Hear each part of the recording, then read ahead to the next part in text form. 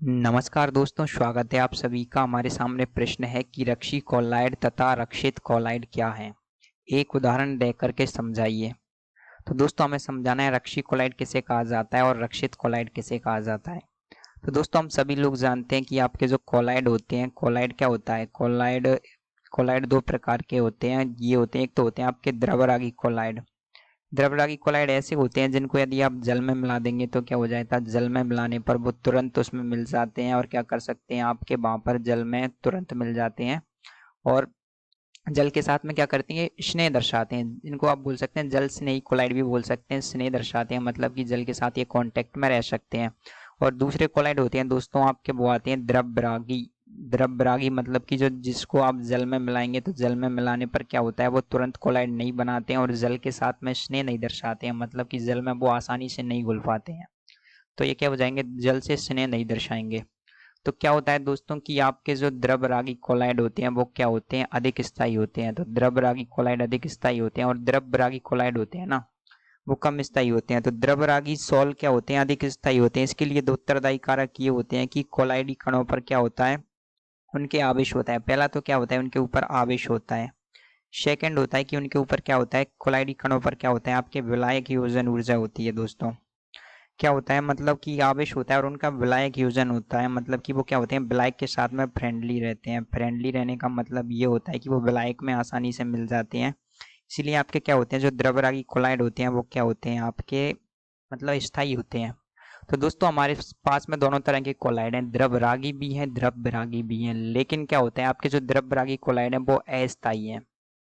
तो अस्थायी है, लेकिन हमें तो क्या चाहिए, हमें कोलाइड चाहिए, हमें उन्हें किसी भी प्रकार से स्थायी करना होगा। तो स्थायी करने के लिए क्या किया जाता है दोस्तों, कि जो आपके द्रवरागी कोलाइड होते हैं ना, तो द्रवरागी कोलाइड में आपके द्रवरागी कोलाइड मिला दिए जाते हैं। मतलब कि आपके जो क्या है, द्रवरागी, तो द्रवरागी कोलाइड थे, इसमें हमने क्या मिला दिए दोस्तों, इसमें हमने मिला दिए द्रवरागी। तो द्रवरागी कोलाइड थे वो हमने मिला दिए, जिससे क्या हो जाता है कि आपके जो द्रवरागी कोलाइड होता है ना, कुछ इस प्रकार से होता है। देख लीजिए, ये है आपके द्रवरागी कोलाइड और हमने इसमें मिला दिया है क्या, द्रवरागी कोलाइड। तो द्रवरागी कोलाइड क्या होता है, इसके ऊपर कुछ इसको इस तरीके से घेर लेता है। तो क्या होगा कि ये तो है आपके जो काला वाला है, देखिए आप, जो काला वाला कोलाइड है ये आ जाता है आपके द्रवरागी कोलाइड। और इसके में हमने मिला दिया है क्या, द्रवरागी कोलाइड। ये लाल वाला है वो है हमारा द्रवरागी कोलाइड, ये हमने इसमें मिला दिया।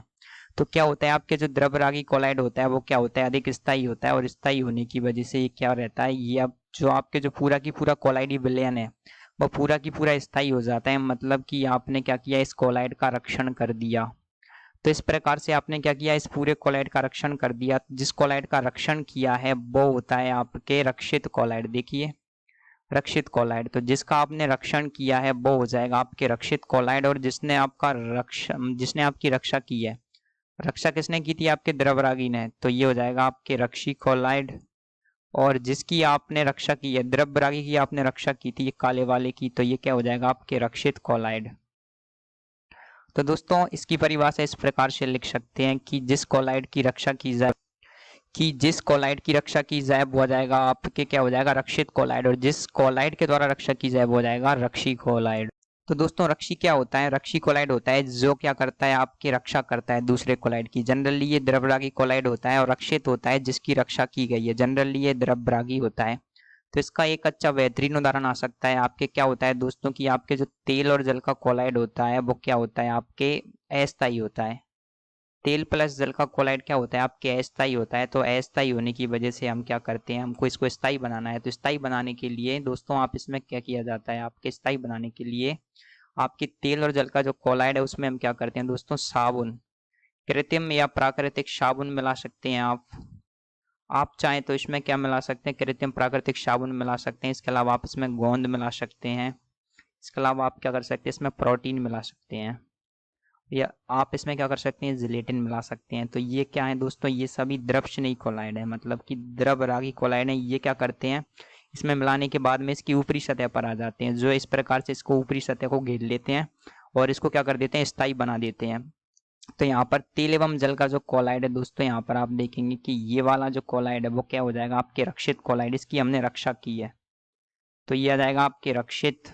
और रक्षा किसने की आपके यहाँ पर आप देखेंगे कि ये हैं आपके जो रक्षा कारक, या तो आप साबुन मिला दीजिए या फिर आप प्रोटीन या फिर गोंद या जिलेटिन, तो ये आ जाएंगे आपके रक्षी कोलाइड।